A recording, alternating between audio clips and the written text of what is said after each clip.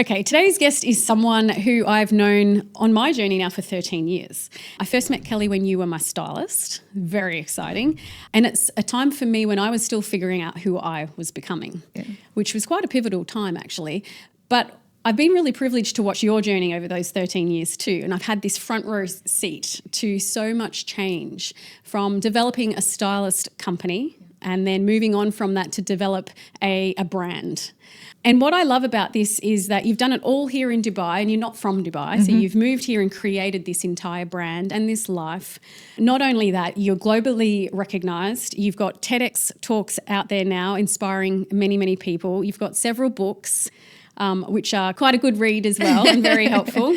And right now you're really elevating how other leaders, I guess, are seen, and, you know, how opportunities are created for them. So what I admire is, like I said, you didn't just create a business, you've created a global brand for yourself. It's very inspiring. And it's one that's opened doors for you and created opportunities. So today, I really wanted to get to know a little bit more about what a personal brand is and why it matters today and how that can really change the trajectory of your life and business. So firstly, welcome, Kelly. It's great to be here. And 13 years that I think, you know, we've been in a, you know, sort of had a business relationship, and so much happens in that time. So I also like the fact that it's the number 13. Yes. Like we just flipped over the 12-year mark. We've hit our 13 and it's my favourite number. Is for it? many, many reasons. But 13 years. Do you still have clothes from 13 years ago? And I still wear the same. In fact, the shoes I have on today, you chose for me. No way. I need to have a little look under the table. We will show these shoes at the very end. So embarrassing. I know. And I've got some new ones too. But firstly, for those that don't know much about your story, can you share that with us? I guess how you got to where you are today. Wow, we've got the whole podcast just for that. Yeah. Let's give a kind of a snapshot of it. So I'm originally from Edinburgh in Scotland, and loads of people say to me, why did you leave? Because it's a beautiful city, and it is. But at 18 years old, the opportunity to explore the world, I don't think anyone's home country is exciting to them when you're 18 years old and you want to see the world. And I did 4 years as a holiday rep. So I lived in the Canary Islands and I lived in Cyprus, and I kind of got this bug of just living elsewhere and living in the sun. And I remember coming back to Edinburgh, a very cold November date, and thinking, oh, is this life going forward? And found a job that had said it would be based in Dubai. And I'd never heard of Dubai. And this would be 2003, perhaps. And I remember showing the advert to my mum, going, you know, what do you think where Dubai is? And it was my mum, and you've met my mum as well. She said, you know, Dubai is this next up and coming city, you know, you should go and experience it. And my first thought was, I don't know where it is. And she'd said to me, oh, well, do you remember we went on holiday with your dad? They took us to weird places on holiday, experiences, in 1990 to Bahrain. Like there was nothing in 1990 in Bahrain, but we went on a summer holiday in August. And my dad couldn't get a drink. And I remember saying to my mum, but you think I should go to the Middle East? Like my priorities at 21 years old is, can I get a drink? Mum was like, no, Dubai is expanding and, you know, what have you. And she was right. And that was kind of what brought me to the Middle East. Cabin crew, did it for 2.5 years. Brilliant job. For anyone who doesn't really know what they want to do, fantastic. But wow, that was the entrepreneurial bug. The energy is contagious. And I decided I'd set up my very first business. I was interested always in helping others in various forms. Serving, I think, is probably the better term. And in Emirates, it was serving, passengers and passenger experience. And then I took that into, well, what was I doing when I was a teenager? Working in retail, loved it, helping people. How could I make money from that? Start the styling agency, and then did that for 15 years. And it was really interesting from the perspective where people would go to university to learn to run a business. I learned on the job, made the expensive mistakes, and that was kind of really understanding what a personal brand is. How do you grow a business? How do you present yourself? And did that for 15 years and then sold that into the next phase that we're in now, which is personal branding. And I love, because it's basically brought the last 20 years of my career into serving again, but helping other people be more visible, helping others with their confidence. And that's the bit that I love. So really you're a help first kind of method. Oh, like massively. Serve first. And I get so much energy from other people. And I put a a prompt into Charles. We'll have to tell that story. Yeah. I put a prompt into Charles and I said, from everything you know about me, tell me one thing that you think I don't know about myself. And it was a really interesting perspective, because what came back was, you say you do all of this, but what you might not do is you're transforming people, but actually what you're doing is you're giving people confidence. And that's ultimately, I think, when people work with me, when I was a stylist, it was confident in their clothing. Now it's 10x'd up from that. It's confidence in how they show up for their promotion, confidence in how they show up for their next speaking event, confidence for having the belief in themselves to go for the goals that they really want. And ultimately, what sits at the forefront of that is your personal brand. It's interesting because it's definitely just a blip on the map, particularly 20 odd years ago, right? And it's evolved so much. It's much more desert. There's so much more. It's metro now, very metro and busy and crazy. And it's the high life. And is that what attracted you to, I guess, cabin crew, the luxury of traveling and moving around and seeing things and developing and growing yourself? Honestly, it was to escape the weather in Scotland. Primarily, that was the first and foremost piece of going, Dubai, warm, great. And I didn't know what I wanted to do. And I think that gave me the opportunity to do something, because my values at the time, and this comes back to personal branding, but my personal brand values at the time on reflection were curiosity, so trying new things, travel, because I had been brought up on that. Mentioned that my mum took us to Bahrain in 1990. You know, we never did as a British family the traditional holidays. It was, I remember my parents one year saved up so much so we could go to the Caribbean. In the 80s, that was a big deal. And my dad's a police officer, my mum works in HR. It was massive, but my mum was very passionate about making sure that travel was a big part of what we did. She was born in Africa and she felt that, travel opens up so many doors, and it does. And it makes you a bigger, brighter, more opportunities come to you, I think, because travel opens up doors. Okay, let's talk about style. Yeah. And yes, I love travel too. I love seeing new things all the time. And I can see, having met your mum, why you got that inspiration and those values. But where's the style come from, and what drove you to create a business and here in Dubai, away from home? I don't know where the concept of, I didn't really read my very first business book was The Magic of Thinking Big. I don't even think that's a business book. I think it's more a mindset. I was crew at the time, and it just completely changed my perspective on everything. But around that time was very much understanding, if you find something you love, how can you make money from it? Do you like clothes? I do. But I do remember that the job that I loved the most when I was 16 was working in retail. And interestingly, where you would find me, where my Saturday afternoons went, was the fitting rooms. I loved it. People would be, can you get me this? And then I would bring different things to the fitting room door. Try this on. I mean, you've been on the receiving end of doing this in real life. And I'm like, I love that. And I think when you're looking at, careers, or how can you make money from something that you love doing, that there is an organic journey in that you can connect the dots and it feels right. And I was like, okay, well, I don't want to go back into working in a shop, but I want to go back to that feeling of when I was standing on the fitting rooms helping people. How can I make that a business? So originally I thought the plan would be that Dubai in 2005 was very much, this is the next tourist destination. The stats were huge on how many visitors we're going to be visiting in the next 5 years. And I was like, right, I'm going to start a personal shopping business. And I'm going to speak to hotels and kind of combine the travel and the tourism part that I had with the shopping and the styling. How could it not work? It's a no-brainer.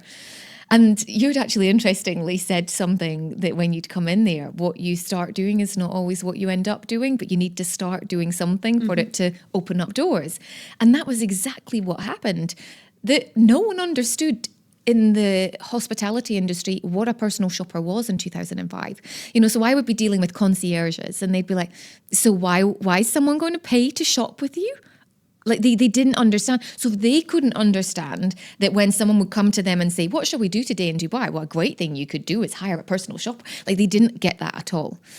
So I did a lot of PR in the very early days. And I remember getting my very first call from a woman who'd seen, or one of my first few calls. And she said, I've seen your piece in Atlan magazine. I don't know if you remember Atlan. I don't. So it's even before time. And she said, would you come to my house and help me clear out my wardrobe? And I'm like, oh my God, this sounds like a dream. And I was like, yes, that's one of the services that we do.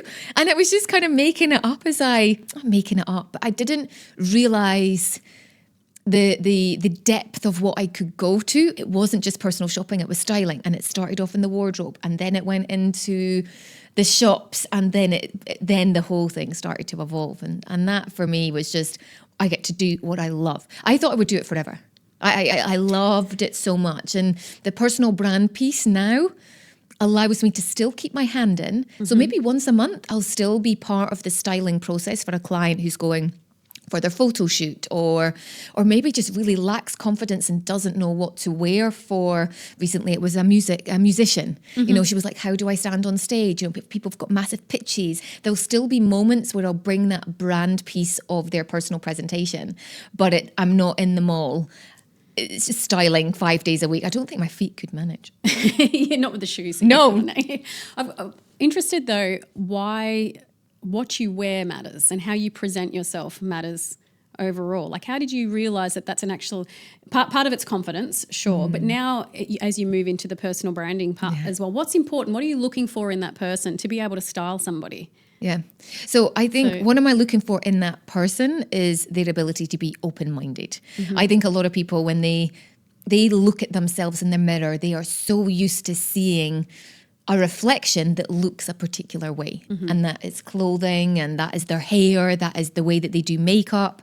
And one of the experiential part of styling someone was that I would take in, outfits, put them into the fitting room, and I would always give the strongest outfit, in my opinion, which I felt was right for them. Mm-hmm. And I would give them intentionally longer to look at that in various mirrors, because 9 times out of 10, the first time that they look in the mirror at what they're wearing, they go, this is not for me.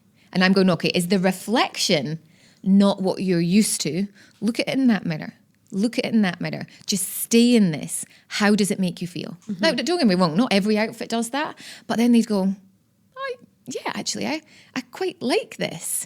And that's what I would look for in a person, to just have the perspective, because ultimately no one's been trained in shopping and styling. You're expected to know what to wear when you go out to work. And if you haven't been brought up in a family where, a mother or a father or a sister or friends are into styling, you've got to make it up on your own. And certainly in the 90s and 2000s, there obviously wasn't the social media where you could go and take a picture and go, I like that look. Zara, can you find all this for me? There wasn't that. So there was self-education, but I'm a huge believer in what I used to say in styling. You wouldn't cut your own hair. Well, some people would, but the majority of people would go to a hairdresser. Mm-hmm. So why would you not go to a stylist if you don't know what to wear? It's interesting, because when I did find you, I was transitioning from the military kind of side of life, right? And I think you identify with certain things. And for me, when you say you look up to your parents and get some sort of, I guess guidance from them on how they dress. And my dad was in the army, so then I had no chance, right? And so that's literally what you did when I came up to Dubai, and you made me stand in the room. And what I loved about it is you bring all these things that I would never even look at, right? Which is really, really good. But have you heard of that, the power pose? If you stand in like the Superman position, it gives you that confidence. Yeah. I feel like the clothes can do that too. So although you could be uncomfortable, but if you stand in a power pose and go, now look at yourself, how do you feel? Like, and bring those emotions and those feelings to the forefront.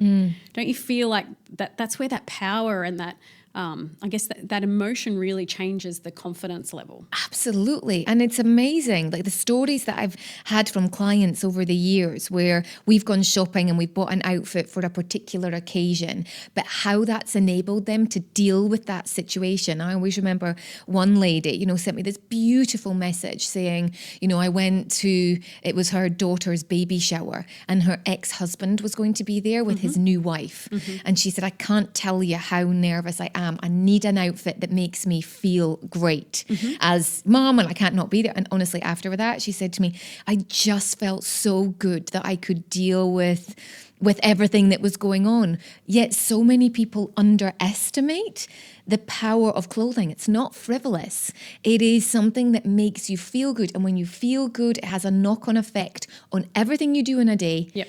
And everyone. And that's why it's one of my pillars and still in personal branding. Yeah, I think it's really important as well. And I even think about, I actually just listened to a podcast from Cody Sanchez, and she talks about, dressing for the part. And I was always told that, from a young age, but obviously I didn't get it because I didn't have the guidance or anything like that. But I know personally that when I do throw on some heels or I put a pretty dress on and I actually brush my hair for like today, I always feel much better and more confident and more, I guess, I become more productive because I want to get out there and do things or achieve the mission or objective that I'm going on that day. So it does play a lot into confidence. What you did next, though, was you developed a business from this as well. So not only were you just doing personal shopping, you elevated this business. What made you or directed you to teaching other people? As in teaching other people to become stylists or into the personal brand? I think you went into the teaching people to become stylists. Yeah, that was, and it's a part that I actually don't talk about a lot. So there definitely was a growth piece in when you do something for 15 years. People come and ask you how.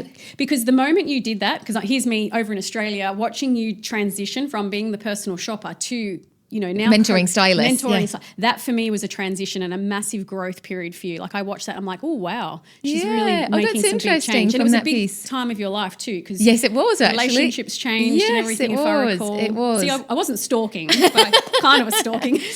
And I think there was always that. I'm a huge believer in investing in personal development. I think the first time I ever did that, I maybe spent more money than I ever had in my bank account, but it propelled me so much in my business journey, and I've always invested. And I think that piece of, wanting to learn, the curiosity, the investment part was, well, how else can I bring value? And I thought the very natural steps was, I'm in this 15 years, like people can come and ask me now, how did I do it? I'd written a couple of books. I had an ebook, I had another book, I had a digital course that I'd learned to record myself, and just all that scalability piece. And I really thought that this was the next thing that was going to go massive for me. But something happened in that I didn't love it. And I really had to understand, why am I not loving what I thought was the natural evolution of the next step for me? And I got it down to, whenever I ran my personal styling business, I had stylists working for me, that I ran it as a business.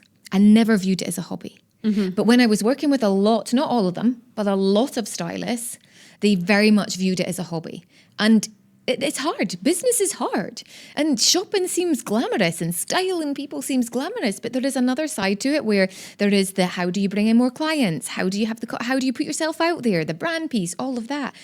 And there wasn't the commitment from the type of person that I wanted to work with. And I think then when that starts to conflict, you're like, hang on a minute, I'm not loving what I'm doing. But it was around that time that actually one of my other former clients from styling said to me, I've seen all your journey and your growth. And she said, you speak on stages, you've done a TEDx, you've got this personal branded website. You seem to have two things on the go, your business and the personal brand. She went, I want that. Can you mentor me to do that? And I was like, this is like a dream. This is like bringing everything, because what I was getting was the energy of a business owner that's going to really got to scale. I'm investing in this and I'm taking it seriously. And that energy then just gripped me, and I'm like, hang on a minute, I need more of these kind of people. And that was the start of then, I guess, kind of reverse engineering what personal brand really is. All the pieces that had got me to that point, I stopped doing the S Academy, and then went into kind of personal branding. Okay, and you sold that business? The S Academy, I just stopped after I did it, but I sold the styling agency. Okay, good. Yeah. And so I think that's an important takeaway, is that sometimes you may pivot in your business and then find out that it's actually not right for you. Yeah. And it's okay to not keep going. The sunken cost fallacy. Like people would think, oh, well, you've set up a business, you've got this brand, I had this whole online course and I'd been pushing it and it was this. And I'm like, but it just doesn't feel right. I guess the nerve-wracking thing for many people would be, well, I don't have money now. Like this company, although I'm not really feeling it right now, it's not the energy that I'm wanting each day. In fact, it's draining me. Yeah. but it's also paying my bills. And so now you're going to go and set up this mentoring business. So what gave you the courage to switch? I think I've only understood how to eloquently answer that question through a coach, because I'm looking at doing different things in my current business. But the easiest way to explain it is track A and track B. So your track A business is, what's already coming in. So I was still doing some styling clients, and I still had some mentoring clients. So that was my track A. So there was some income coming in. But my track B was this new business. So what I realized is that whilst I might reduce in some of my track A, I've got enough to kind of cover costs. Yep. But I need to invest time into track B in order to grow that, so that track B gets bigger, and then, it's a weird way how it works, but then your track A, like, it goes less and it goes less. And then I'm like, how did I even make money in that? Because your energy is directed. I mean, I was booked out 4 or 5 days a week styling, but then over a period of time, and then when you talk about it, like, no one calls me for styling anymore. Well, that's not so true. But that's the thing. So when you invest your energy into something else, then it happens. So I think understanding that it's never going to come immediately, but I was building it alongside. And then as that grows, then the two complement each other. Something I talk about at the moment with my mastermind group of women is the CEO time, is like allocating time, and you can call it what you like, but it's an hour a day, it's 2 hours a day, or maybe it's just 3 hours on a Monday or Thursday morning, but it's your time, and it's your time to grow your business. I also think personal development time is good as well. So, I mean, when you talk about track A and track B, I guess track B was you allocating your CEO time to now grow and develop this new business that is where your dreams are. That's where you want to move life to. And a lot of people are scared, to do that and take that chance and just have a go, have a crack, as we say. What did you learn about yourself during that transition? The biggest thing that I probably learned about myself was I had to get used to spending time on my own. I had been so used to energy coming from clients. It was like I used to get a dopamine hit when I would go out to a mall with a client and we'd shop for 4 hours, and it was their money. It was nothing from that perspective, but the feeling I would get when they would try on clothes and I would see their face change, and I'm like, I would get that. I would often get more excited than they would. And then when you go in to change your business model slightly, which was very much what I wanted to do, I wanted to travel more. I didn't want to always be in my business here in Dubai, in the malls. I wanted to change that, which is why I went into the mentoring, the stylist. But the next evolution in from that was, some days I spent a whole day, Laurie, on my own. I'm like, how do you build your energy from that? So that was a really big learning curve on, so what drives you when you've got to stay motivated in your own home? Okay, well, exercise helps me in the morning. Okay, I realise that I don't like silence, so there's always got to be music around because that lifts my energy, and go for a walk in the evening. So I very much had to sort of look at foundations of habits that then helped me in this next transition of who I was becoming as a business owner in a different business model. And interestingly, when I first met you, you didn't like exercise. Really? At all. So it's funny that you say now that I'm obsessed. This is your thing. I'm going to ask you that question later. So let's move on from there. Okay, let's move on into personal branding. Okay, because this is your passion. Yeah. It's a global business. Yeah. It's helped many, many leaders, get the exposure that they need for their own, I guess, confidence, but also for their businesses to grow. Absolutely. Tell us a little bit about what is personal branding and why is it important? I always say the easiest way to explain it is your personal brand is how you make people feel. Online and offline. I think people can understand that concept because it goes back into everyone's got a personal brand. And that's probably the biggest misconception, that people think that they don't have a brand. And it's like, you do. You're a walking brand. Yes. You're just not intentionally thinking about maybe how you can improve the current version of you to open up the opportunities for the future version of you, which will thank you down the line. And that's the intentional piece. So when you think about personal brand, it's all about what I do, my hobbies, my interests, my values, a little bit about my business as well. But I feel like a lot of people get stuck between presenting themselves as a normal human that, loves dogs and coffee and, walks on the beach versus I'm the business owner and I do this, this, this, and this. And how do you differentiate between those two? It's an evolution. I think often when I start with clients and I say, can you share this about you? They'd go, no chance. Absolutely. I have one client who, when we were doing her brand journey, I knew that she loved dogs. And I said, as part of your props, I would really love you to take your dog to the studio and for you to have a couple of pictures. Because I felt it would be the first kind of content piece she would be comfortable about bringing in, that it wasn't just her, blah, blah, blah, blah. And she was like, well, okay, I think that's weird, but I trust you. Anyway, she did the shoot, the pictures she uses. It was her first picture on LinkedIn. And it really gave her the confidence to then go, or the evidence to then lead into the confidence of going, okay, that went down better than I thought it would.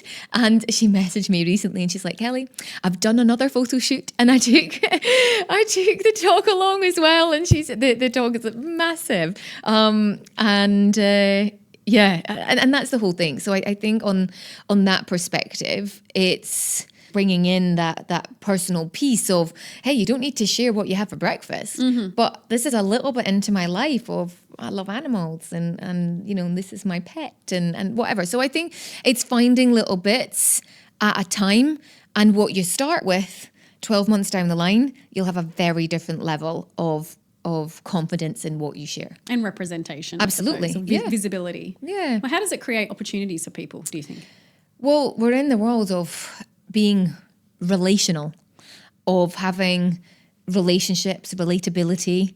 Authenticity is thrown around a lot, but people want to do business with people. I think if you're very closed up, then that energy projects online as well. And, people are like, well, will I? Well, that person seems a bit more open, or that person I can connect with a little bit more. Or, oh yeah, I saw her post about that. I must remember and share this with her or talk about this. So I just think it opens up so many more doors from the perspective of more people see you. Business is a numbers game. People really underestimate that, but it is purely a numbers game.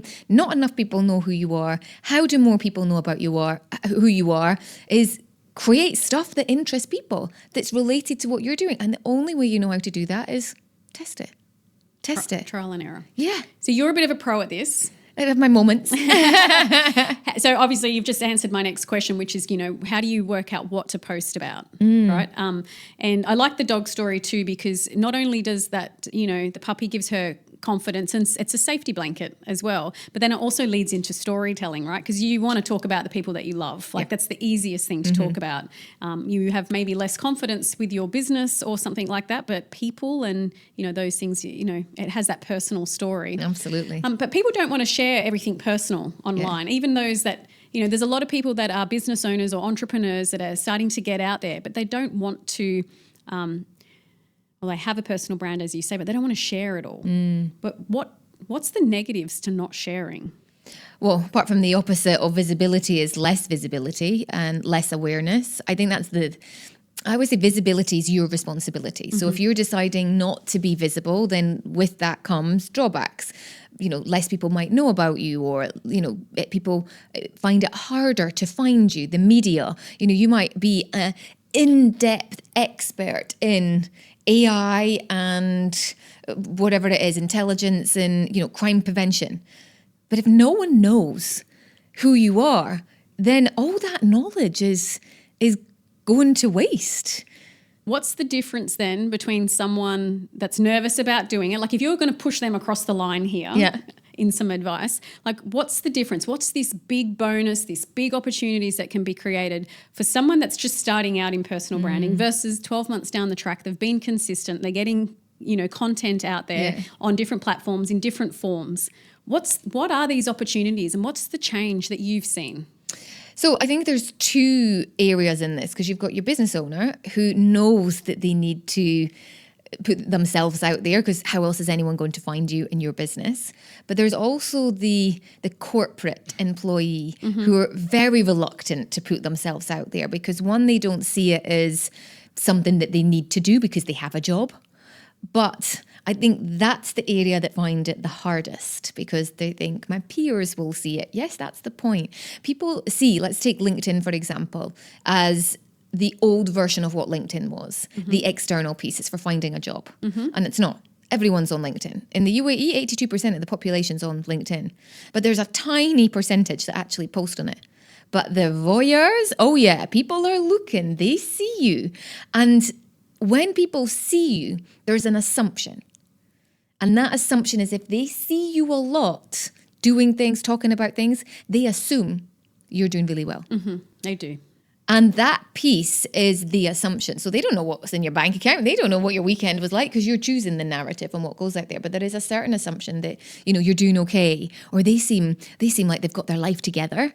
And that's the initial perception. So versus those that don't, I think then when someone goes, oh, we're working on that project. Oh yeah, get Kelly to work on that project.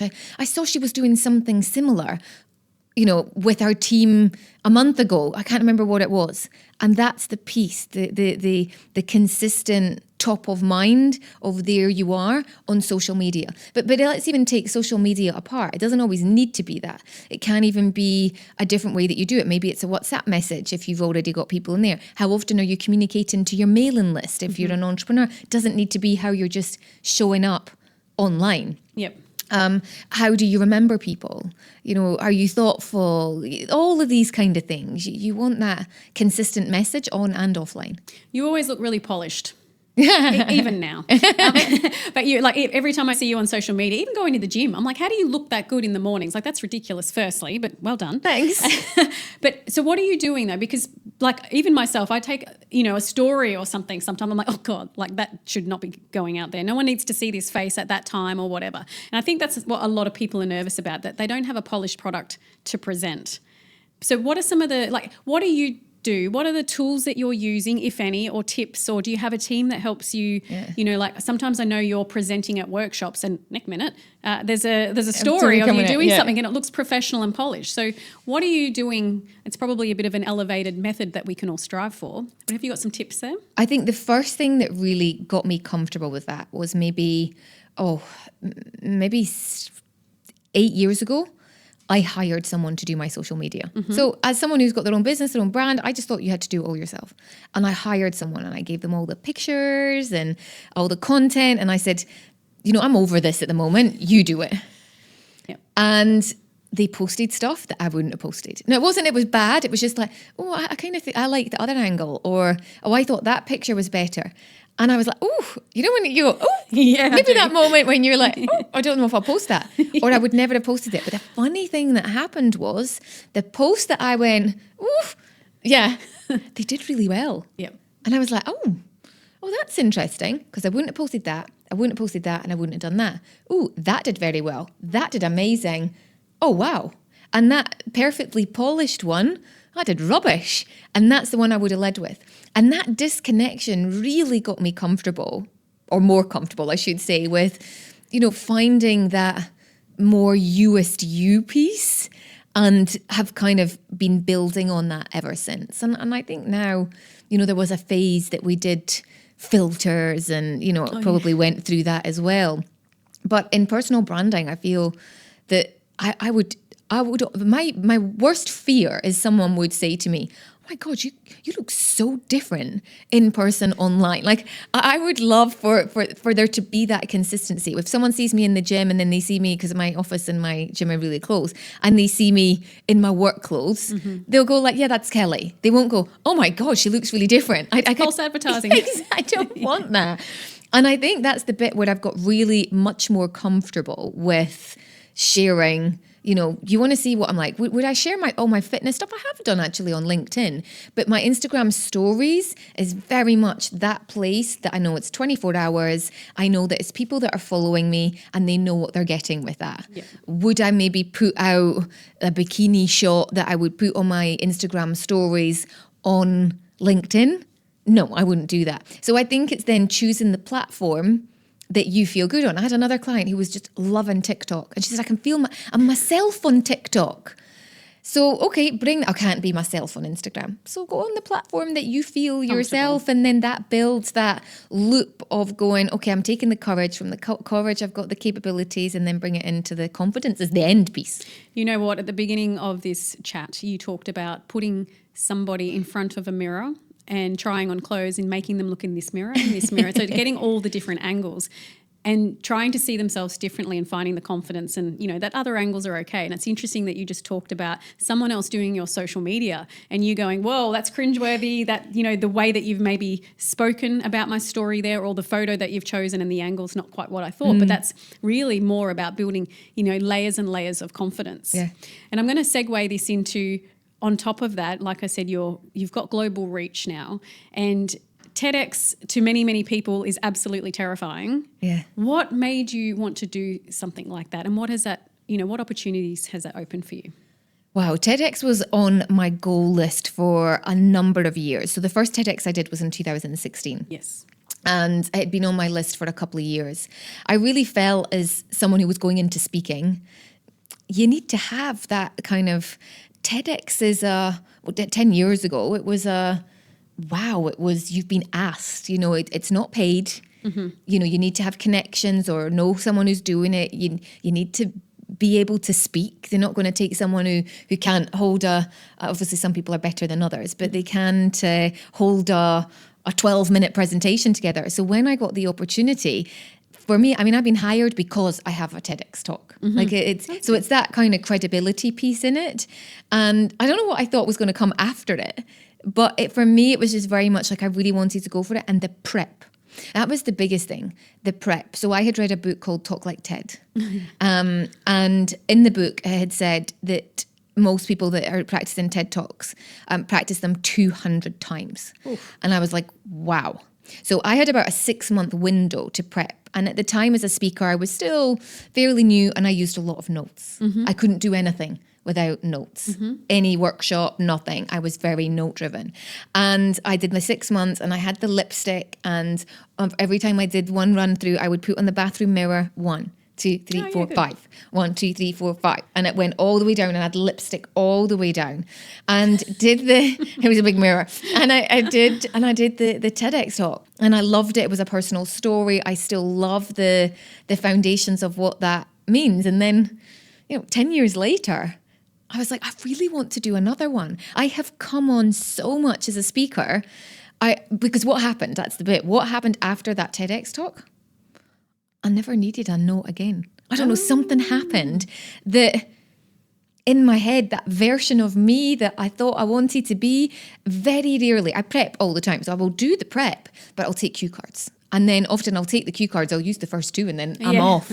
And that was the big moment where everything changed, where I don't know if I saw myself as a speaker, but I never used notes in the same way again, versus before I would make sure that I would have everything line by line.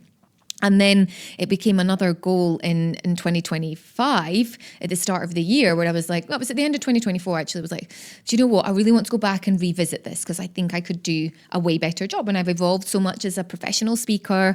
And I remember exactly what I did. Thought, if I get the opportunity to do another TEDx, what would I like it to be on? And I thought, no, this time I want it on personal branding, but I really want to change how people think about personal branding. So I wrote this kind of talk down on my way home from the gym one day, and that was in the May of 2025. So if I ever get this opportunity, all these ideas were here. I kid you not. In August, I get an email to say you've been invited to put an idea forward for a TEDx. And I'm like, oh my God, like how has this person gone into my notes on my iPhone and seen that I want to do it? And every TEDx has a theme. And the theme was Control plus R, because restarting or resetting is the way of the future. And I was like, well, how can I get this talk to fit into, a restart or rethinking? And I was like, no, I want people to rethink the way that they see personal branding. Yep. It's not egotistical. It's not about being arrogant. It's about taking on that responsibility of visibility, but how do you make people feel? And it's not just at home. It's not just at the office, it's at home, it's everywhere you show up. And interestingly, this time I had 7 weeks, not 6 months to practice. And from there, that's when the whole thing came together from the perspective of building the story bank, which I already had. The theme was there and I was prepared. How many lipstick marks did you have? Oh, that time? No, I didn't do that time because I think I was so much more confident. Yeah. Oh, but I still practiced. Like I would still say maybe 100 times. I think that's the important part, though. It's the power of, if there's something you want to do, like a goal. It's like having a goal and putting it out there and even starting to prepare it. It's naturally going to navigate you towards that outcome. And, it presented itself to you. One of the final questions I kind of want to ask you is mentoring. Yeah. It's something that you do. You help many, many people, including myself and my own journey. So I know you believe in them. Who's been the most, impactful coach or mentor that you've had? Oh, geez. I would say there's been various ones at times. So the very first one I touched on earlier, where I had spent $2,000 or $3,000 that I didn't ever have. And I remember telling my mum, I was like, Mum, I've got myself a coach. And she was like, a coach? I said, yeah, Tony Robbins coach. And I remember she said to me, oh, he has some kind of cults. What have you signed up for there? And I was like, no. And honestly, it was a game changer. So for me, that was probably the very first investment. But I would say the next pivotal coaching moment was during my divorce and that transition of styling, mentoring, and going through a divorce. And when you own your own business and your environment changes significantly, your home does, your business does, your life does, you're like, hang on a minute, having some stability of a coach is fundamental. So I would say definitely at that point was huge. And there's something that always sticks with me throughout that moment, which I think still keeps driving me forwards, is he said, can you imagine that one day you get to meet on your deathbed the person that you could have become? Oh. Yeah. And I was like, wow, I never want that to be me. No. I will always be the person that goes, I've tried, or that didn't work, or I went there and I had the confidence to say that wasn't the right relationship, or that wasn't the right business, or this wasn't the right friendship, or this wasn't the right whatever. And that for me has been huge. And yeah, and then more recently, I had another coach that his philosophies very much runs from self-honesty. And he's a blame addiction coach, which is quite interesting because everyone blames and they don't realise they do. I'm an only child and I blame. But even not blaming others, we blame ourselves because we think that should be the right thing, because people go, well, I accept responsibility, so it's my fault. And rather than leaning into self-honesty, and that has then also propelled me to another level. So there's been a number. I love it. I do too. Okay, so I know we're running out of time. We could talk all day. And you've got a couple of books I'm going to put in the show notes. I'm going to link your TEDx talks as well because they're very inspiring. And you've got a bunch of social media because you are everywhere, Kelly Lundberg. I always end my show with a rapid fire 10 questions. Okay. Don't overthink it. I won't. Whatever comes out. I'm ready. All right. Coffee order. Don't drink coffee. Tea? Don't drink tea. Oh my goodness. What do you drink? Water with lemon. De-seed that lemon. One thing in your wardrobe you'll never throw out. Oh, I have a dress from when I started my business, when I launched my very first business, and I still have it. I found it the other day and it was the most expensive thing that I'd ever bought. It was Givenchy from a pre-loved shop and I still have it. And now you need to wear it. Yep. If you weren't doing what you do now, what would you secretly love to try? Oh, I don't know, actually. I feel it would maybe something in the fitness industry. I don't know what, but it would maybe be something in that. Like I got my rebounding qualification last year, which was totally random, but I love it. I love rebounding. We need to open some studios. Yes, I think that would be brilliant. Let's talk about that later. Morning person or night owl? Morning. I know that one. Habit you're proud of? Oh, that I consistently get up at 4:30 in the morning. To why? Tell people why. Why? To go to the gym, exactly. But I love it. Yeah, love it. A habit you're still trying to fix? I would say phone before bed. I go to bed for 9. I'm sometimes earlier, but I would love to get into a better habit of, my husband bought me a Kindle for Christmas, so then I could leave my phone in the other room and I would still have something to read. That's still something I'm working on. Okay. One country you could live in tomorrow. Oh, one country that I could live in. Maybe Spain. I could go back and live in Spain. I do. The Canary Islands. I loved living in the Canary Islands. Maybe back in Fuerteventura. Who knows? A book you've read more than once. I'll bring that one that, actually, The Magic of Thinking Big is one, but another one, The Future Version of Yourself. I've just done that twice. One thing you're irrationally obsessed with. Oh God, the list goes on. Shoes, sunglasses, Korean skincare. Oh yeah. And what would 20-year-old Kelly think of you now? Oh, it's a really interesting question, because my new coach that I've just taken on says you've got to give more self-love to me, the version now. Yes. And I think it's quite interesting, because if that I went and did that exercise just a couple of days ago, that you're meeting that 20-year-old version of you, and she would be so damn proud, going, you have created everything that you set out that you want to do, and if it doesn't, you changed it.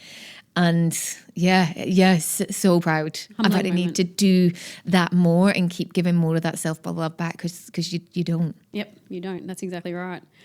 So if someone listening knows they're capable of more, but they haven't really stepped into building a personal brand yet, what would you say to them? I would say that kind of future version of you will thank you, and just don't put it off. I think the one thing that people say to me is, wow, I wished I'd started this sooner. And that's the piece, that your brand is never a done deal. So the sooner you start, the sooner you're refining it, as you're realising as well, in that transition out of military and the whole journey that you've been on. It's also testament to you as having such an open mind and everything that's coming your way. So you're a perfect example of embodying everything that I believe. Well, thank you so much for coming in, Kelly. Love your story. I love how you're evolving. I'm actually excited about where you're going next, because I know that, with seasons changing and, your recent holiday that you've been on, way more time than you expected. We should do a part 2. To think we'll have to have a part 2. She's just committed to. That's a verbal contract right there. So sign her up. So if you're thinking about, the next step, just take the next step. Consider a personal brand. You'll thank everyone for it later. If you need some help with that, you can contact Kelly, because she's a pro. But I appreciate you coming on today. My pleasure, and congratulations to you on everything that you've developed, like your brand, what you stand for, and the community that you're building. Thank you, love. Yay! Thank you. Thank you. Oh my God, I had to rush. I was like, oh my God, we could.